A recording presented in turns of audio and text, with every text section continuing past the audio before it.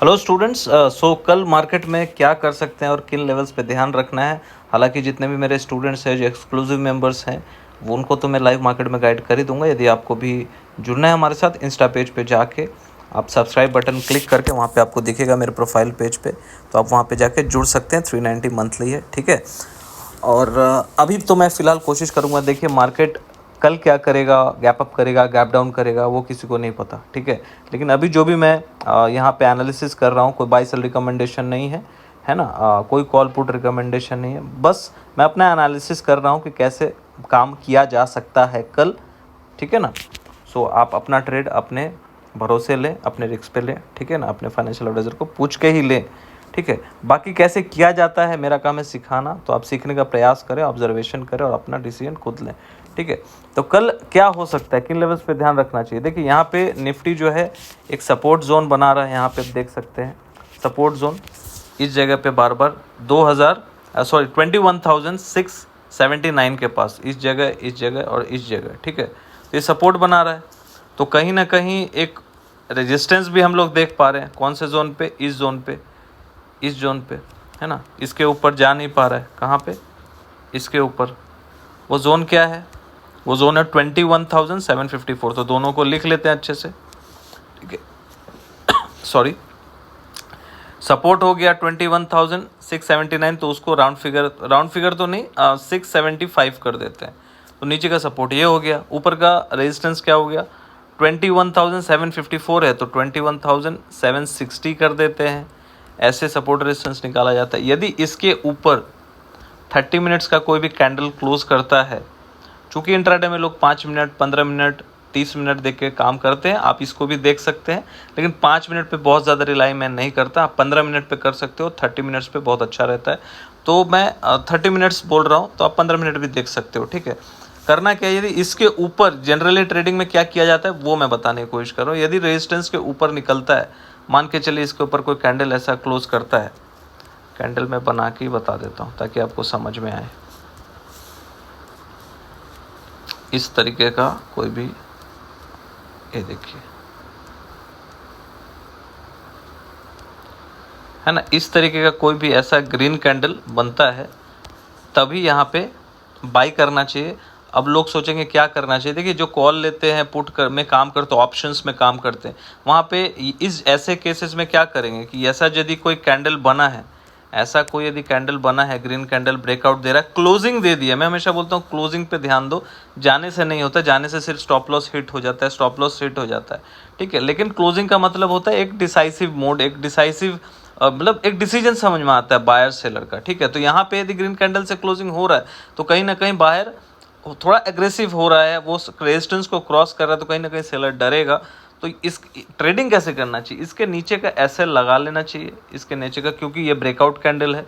और यहाँ से मान के चलिए 21,760 के ऊपर मैंने बोला है, तो 21,800 का कॉल ले लेना चाहिए। और निफ्टी यदि 50-60 पॉइंट ऊपर जाता है तो ऑप्शन कहीं ना कहीं एट द मनी है ये 21,800 का, तो 20-25 पॉइंट का इजाफा मिलेगा वो प्रॉफिट बुक करके। अब उसके ऊपर डिपेंड करता है आपका कैपिटल क्या नहीं है, वो आपके ऊपर डिपेंड करता है। मतलब पर लॉट यदि 1000-1200 बन जाता है तो बहुत है इंट्राडे में, ठीक है।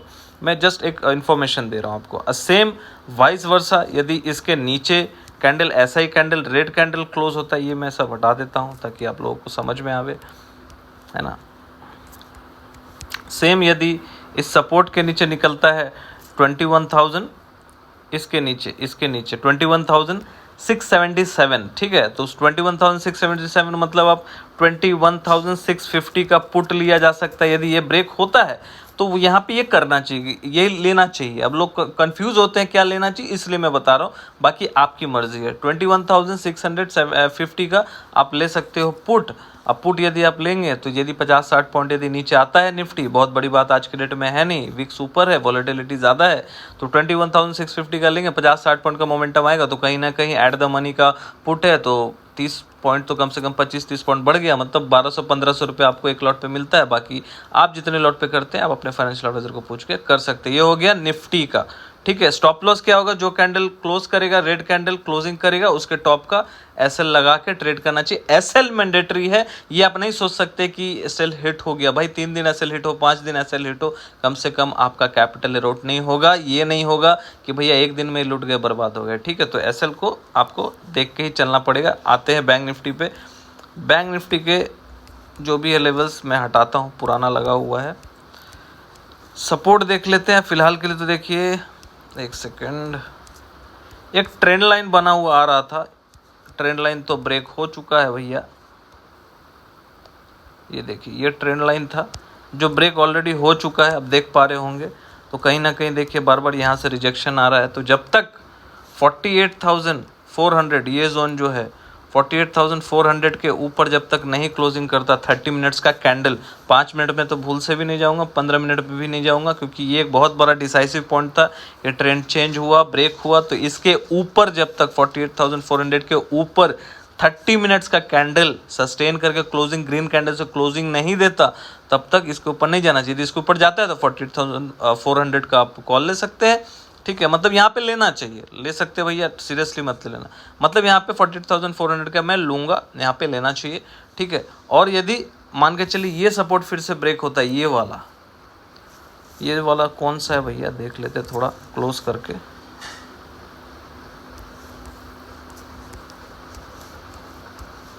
यहाँ पे देख लेते हैं लो क्या है। लो इज 48,091, तो ये याद रखना है बॉस, 48,091 ये हमारा लो है। तो इसके नीचे यदि कोई कैंडल क्लोज करता है 30 मिनट्स का, तो 48,100 का भी पुट लिया जा सकता है। यहाँ पे लेना चाहिए, समझ रहे हो ना मैं क्या बोल रहा हूँ। रिकमेंड नहीं कर रहा, सिखा रहा हूँ कि यहाँ पे ये लेना बनता है। अब लोग इसको क्या गलत फहमी में लेते हैं, यही लेना बोले, मैं कुछ नहीं बोल रहा, क्योंकि मैं सेबी रजिस्टर्ड हुई नहीं। मैं तो अब बता रहा हूँ कि भैया क्या यहाँ पे ऐसे ट्रेडिंग करना पड़ता है। 48,091 का ब्रेक होगा, तो यहाँ पे कोई यदि ऑप्शन बायर होगा तो वो 48,100 का, 48,000 का पुट ले सकता है। ठीक है, वो उसकी मर्जी है। यदि उसको डेल्टा गामा समझ आता है, थीटा, तो अपने हिसाब से डेल्टा देख के भी ले सकता है। लेकिन जनरली लोग इंट्राडे में ट्रेड करते हैं तो एट द मनी लेते हैं, विच इज़ 48,091 है, तो 48,100 का पुट लिया जा सकता है। और यहाँ से यदि बैंक निफ्टी 100 से 150 पॉइंट गिरता है तो वो ऑप्शन में 50-60 पॉइंट का इजाफा आएगा, तो वहाँ पे एक बार प्रॉफिट बुक करना चाहिए। इंट्राडे में मैं हमेशा बोलता हूँ कि भैया स्टॉप लॉस मेंटेन करना है। जैसे ये कैंडल ब्रेक डाउन करता है तो ऊपर का एसएल लगा लेना उसका हाई का, यदि ब्रेक आउट करता है तो नीचे का एसएल लगा के ऊपर के लिए प्ले करना चाहिए। और यही मेरा कल के लिए रणनीति रहेगा, यही मेरा एनालिसिस मेरा एनालिसिस है, मेरा व्यू है। यदि आपको अच्छा वीडियो लगे तो ज़रूर से ज़रूर लाइक कीजिएगा और शेयर कीजिएगा, ताकि लोग सीख पाए, समझ पाए कि भैया कैसे काम होता है। ठीक है ना, तो इसी तरीके से ट्रेडिंग काम करता है और इसी तरीके से आपको एसएल मेंटेन करना पड़ता है। SL is god in trading system, trading world. SL नहीं लगाएंगे, कैपिटल ज़्यादा जाएगा, ज़्यादा आपका लॉस बड़ा होगा। स्टॉप लॉस का मतलब ही है कि आपका लॉस जो है स्टॉप हो जाना चाहिए। आपको एपेटाइट डिसाइड करना है कि मेरा दिन का लॉस एपेटाइट क्या है, वो आपको डिसाइड करना है। यदि वीडियो